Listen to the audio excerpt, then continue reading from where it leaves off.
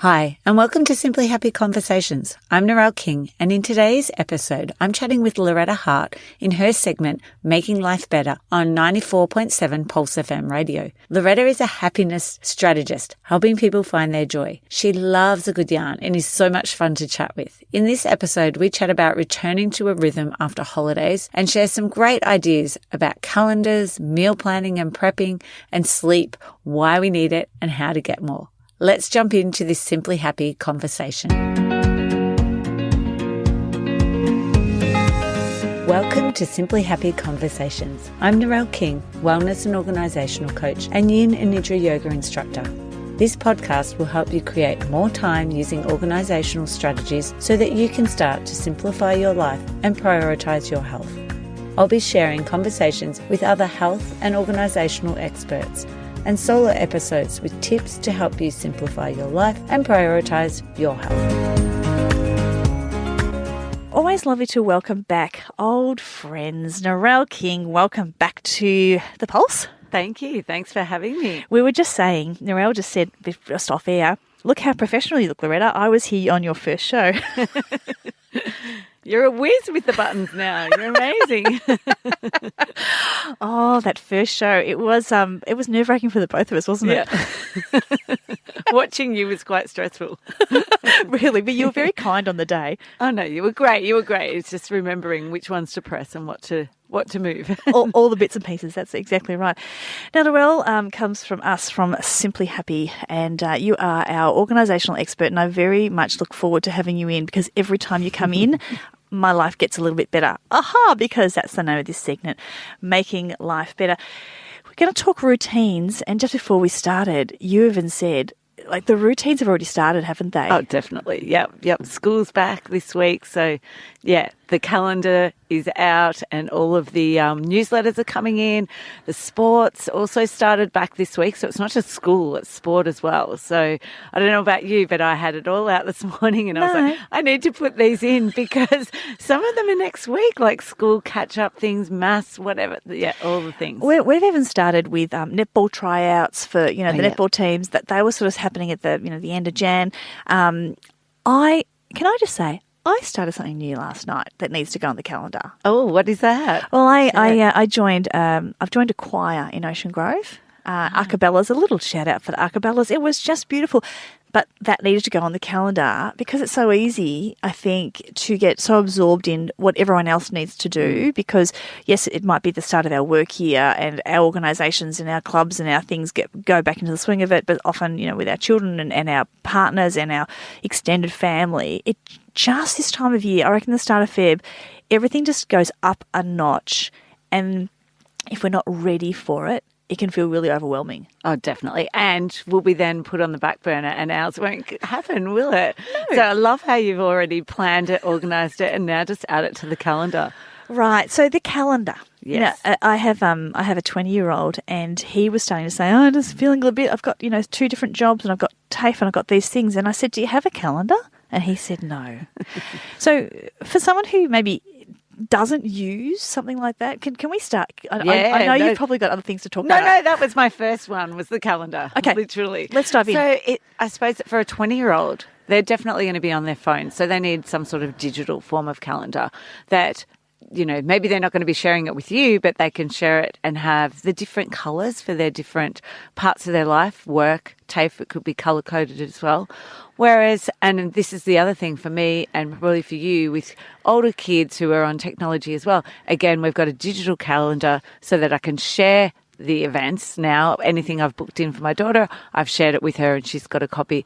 Whereas my son's still at primary school, so it's visual. So we've got the sort of planner, the weekly planner, whiteboard that you can create yourself or even go out. There's so many great ones out there now that you can purchase and just put it up so everybody can see in the family. And so how do you keep, because that's just another job to do too, isn't it? To update the planner. Yeah. Do you outsource that to someone in the family? Do you do it yourself? Like, what do you do in your I place? do it myself. But because I like to know what's on the cards. A little bit controlling. With but the that's calendar, yeah. If we left that to my husband, I don't think that would happen. I was thinking about your son. Oh, gosh, no. Definitely not. They rely on me to do the calendar. Okay. Eventually, hopefully, they'll be able to do it themselves. That's the training that we're planning. So I do it on a Sunday. I do it as it comes in, but then on a Sunday. And we actually have like a little family conversation on a Sunday night and share the calendar. The week ahead is what we call it. Share the week ahead and just go through what everybody's got on, who's out. And it's also that time when that's when my husband will be like, oh, actually, I'm going to work in Melbourne on Tuesday or I'm going to be out that night, and we'll add his things onto the calendar then. So everybody's on the same page. And who's going to pick up who from the different sports? I think that the Harts might get one of these because, our kids are getting older, but it's like, who's here for a meal? Like, yes. So I'm planning meals and I'm like, am I planning for 3 grown men and 2 grown women or just Matt and I? Because that's a big difference. Yeah, that's huge, isn't it? And so I might send out a text at 5:30, who's here for dinner? And then they might see it, they might not. So, okay, so that idea of maybe having a visual thing that the whole family can check in on and see, but also having that moment of like, okay, where are we at this week? Yeah, just it could be any time of the week, but we do it on a Sunday night. It's just for the week to set us up for success that week. But definitely the meal planning is the same thing. So that was one of my other tips is definitely having meal planning and planning your meals. Like for us this week, having kids go back to school and sport as well. It's like, okay, during the holidays, it's been easy to just throw something together and it can be a bit later and it doesn't matter. Whereas now it's like, okay, we've got to get you into bed. So we need to have these dinner on the table sort of 7:30 when everyone's starving when they've got home from sport. So prepping on the weekend, if you can, for at least 1 or 2 meals is awesome, as well as having a plan so you know what you're going to be eating. You can purchase things over the weekend and you can be set up. And as well as that lunchbox as well can be maybe prepped, the things that you need, and you've got those ready for the week too. Can I give you my little tip of the I love that. You could see it in my eyes, couldn't you? Yeah, I was You're like, Loretta's going to say that. I like to do a bit of a cook. And sometimes it doesn't happen on Sundays. It might happen on Tuesday. But I'll do a cook up because I think if I'm chopping onions, I might as well chop 3 onions and then I've got a spag bog and a curry and a zucchini slice all on the go together. So Matt can't quite handle it sometimes when I'm in the kitchen because it's like everything's going everywhere. But at the end, it's all good. And it might take me 2 hours, but I've made 3 meals that normally I've saved time. Meatballs. Ooh. Right. So the big German chain supermarket, they sell pre-little done meatballs in your little dish. And I think there's, 24 in the little thing. They have become a little staple in our house. That's great. And I'll just cook them up. And, people who have gone out and done sport and need a little bit of protein. Look, I'll have to say, I'm not quite sure how much meat's really in the meatball. But anyway, they're probably not the greatest source but they're really tasty. They're handy. They can go in a sandwich. That's great. They've been a real winner and a bit of a saver for us. Yeah, and having it in the freezer that they can just pull it out. No, we just cook them. I have to cook them and put them in a little container in the fridge, and you can just walk past them just to make a sandwich with them. Oh. It does also mean that they disappear quite quickly. Yeah, that's the problem, isn't it? You can tell the things they enjoy. We've got a bit of duck going on at the moment. Is something that people like to make up a little. Did you say duck? Yeah, like rice paper rolls is what our kids have been into. And so it's in the fridge and it's sitting there, and then you go to make yours and you're like, oh my gosh, there's none left. There's none left. That's right. We need to hide something in the fridge. Yeah. Okay, so calendars are going to help us get back on track. And a bit of idea about meal prepping. I have a friend, she talks about shop and chop. You all over this? I'm pretty much a shop and chop person too, yeah. So she just, she gets home and she chops all the veggies up, and so they're in the crisper ready to go, whether they be like, carrot sticks you can have with something, or the veggies are pretty much chopped just to be thrown in the stir fry. It's a winner. I do that, as well as yours. I'm the type of person who will do 3 things at one time with the onion, the carrots, whatever it is. So it's that base, and then we use it for a few meals. So yeah, definitely the thing to do is writing out the meal plan so that you know what you've got for the week and what food you need, and you're not racing back to the supermarket or just the price of things at the moment too. So you can see and work it out for your week. I love that. I am that person at the supermarket that if I see you, I will say, "What are you eating for dinner?" Oh. And that's not because I'm prying. That's because I need an inspiration, and I might pick up 3 or 4 meal ideas just from the other people that I meet in the supermarket. Oh, that's a great idea. That could be a whole app. I'm sure it is. I'm sure there's It probably is. There's an app that you can walk around and it gives you inspiration. So what else can we be doing just to help us get on that front foot? So something else that I do is a night closing task. So every night before we go to bed, there's a few tasks that need to be done. So one of them is making sure that the kitchen bench is clear, enough space to at least make Start the next breakfast day, yeah. and school lunches. So it doesn't have to be completely clear. You know, there's families that I go into as long as there's enough space for you to prep. The other thing is making sure there's enough dishes to be able to have breakfast in the morning. So for me, I put the dishwasher on at night. It doesn't matter if it's full or empty. It's also a great routine because my kids unpack it. So if it's been put on at nighttime, there's dishes there ready. And a bin, because there's nothing worse than in the morning having to empty the rubbish bin. So that is something that we do at night time as part of our closing tasks. And the last one is washing, making sure that everybody's got their clothes. My kids hate it when I say, can you go check and make sure you've got your school uniform? But the one day that they don't is the day that they're like, Mum, I don't have my T-shirt. It's like in the wash and there's the dryer's on trying to dry it or it's been washed that night. So, yeah, that's my closing tasks rather than worrying in the morning. And it sets it up so that you're being kind to yourself for the morning. Future Narelle thanks you. Yes, for exactly. For wiping down that extra bit of the bench, Yep. putting away the X, Y, and Z pieces. Yes. And when you were saying it, I used to run a cafe and we had opening and closing procedures. It's exactly that. Yeah, and it's almost like, oh, they're just the closing procedures. Yeah. How do we leave this space so we're all ready to get into the next day? It's interesting, isn't it, that in our work life we can do things potentially and organise ourselves, but we don't always transfer it into our home life. Definitely. And it doesn't take long. Like that seriously takes us about 15 minutes to do. And, you know, it's not just me that does it now. Oh, that was my question. I was going to say, is that you? Everyone else is like No. on the couch No. watching the last little bit of whatever show it is and you're around scurrying. No, it's probably my husband's more into this than anything. Ah. And it's a good time for us to chat while we're cleaning up the dishes and putting things away. Yeah. So we've actually now made it sort of that time for us to connect as well. Oh, connecting over the housework.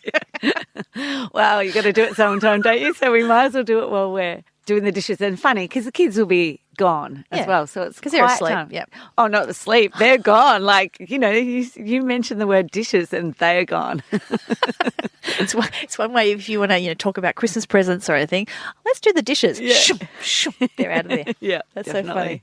Awesome. So, okay, I'm just going to recap. Just as you know, listeners, this is for me, not for you. Okay, so I've got calendar, I've got meal prep, and I've got closing routine. Okay, is there anything else that you would be suggesting that I could be doing, or is that enough to don't overload the brain? I'd say just one more. Okay. One more is sleep. So prioritize sleep. So try to go to bed at a time. So think about when you want to wake up and work back from there. And try and get, if you could, 8 to 10 hours would be ideal, but most of us get about 6 because we sacrifice our time for sleep. Our sleep for time, don't we, to get things done. So just trying to get into that sleep routine again. So having some sort of ritual that encourages you to go to bed too. So something fun like reading a book or, I don't know, whatever it is that you like to do. I love to have a shower before I go to bed. And so, yeah, something like that you like to do. Adding that so we're off our phones before we go to bed for at least an hour before would be great. And just to give us that melatonin kick in and we can go to sleep easily. I was at the library yesterday and I didn't have my library card with me. I was going to get some books, didn't have library card, so I just was forced just to wander around and have a bit of a puddle around the books. And I picked up this book and it said, live a stress-free life. And I went, as if that's possible. But this person had 7 tips for this stress-free life. And one of them was to keep sacrosanct, really, that you sleep, because they were saying that your body system works on clocks. And, our hormone levels and so many things work on our internal clocks. And if our internal clock gets out of whack, then that throws our mood, our metabolism, our hormones, just so many things just work on this internal clock. So even if everything else is going up the wazoo, if you can keep your sleeping or start with your sleeping pattern, this person was saying, then you're going to have a better chance for success. Yeah, definitely. And that clock, body clock in the Chinese medicine through yin yoga, that is definitely something that they really focus on. And so if we can get the sleep, our body at nighttime is doing the jobs that it needs to be doing. It does its closing process as well. Exactly. You were very proud of me. I swam in the ocean this morning with the salty dogs down at Ocean Grove, and we watched the sun rise in the water. Nice. And I was staring straight at the sun saying, I'm pretty sure this is resetting my body clock. Definitely. So I like to get up before the sun, and that's the reason I get up. It just resets my body clock. There's so much great research. But if that's not you and you're not a morning person, it's like whenever it suits you. So it's working with your body clock as much as you can. I mean, our jobs are a little bit more flexible, so allow us to do that now than they used to. Yeah, I like that. I have to say one thing. We're nearly done in this amazing little conversation. Did you see that Marie Kondo has decided that, tidy might not be the way? Yes, I did see that. I think everyone's had a little giggle and went, Marie. No. Now that she has 3 children. So she's got 3 children. She's like, this tidy thing's not, it's a bit trickier than... But so I read somewhere, someone said, but her letting it go, this need to be tidy, almost fits her philosophy. Yeah, definitely. About letting go what you no longer need. Yeah, definitely. But I'm still sure that Marie Kondo's tidy is like mammothly, amazingly more than what I've got going on. That I do. I'm about functionality. It's not about the look. Yes. I knew that I liked you for a reason. Yeah. Now, can you stick around? Because we have our next guest coming in our It Takes a Village segment. Thank you so much, though, for your wisdom. Anytime. It was fantastic. Thank you so much for joining me for today's Simply Happy conversation. If you find yourself wasting precious time searching for misplaced items and wishing for a more organised life, then you need my 5-minute declutter ebook, the ultimate guide to quick and easy organising solutions for a clutter-free and happy home. Forget about spending months KonMariing your house. These fun solutions are designed to give you immediate results in under 5 minutes. Head over to Simply Happy in the resource section and download your free copy and start seeing results in minutes. I'd like to acknowledge the Wathaurong people of the Kulin Nation on which this podcast is recorded as the traditional custodians of the land. I pay my respects to their elders, past, present and emerging.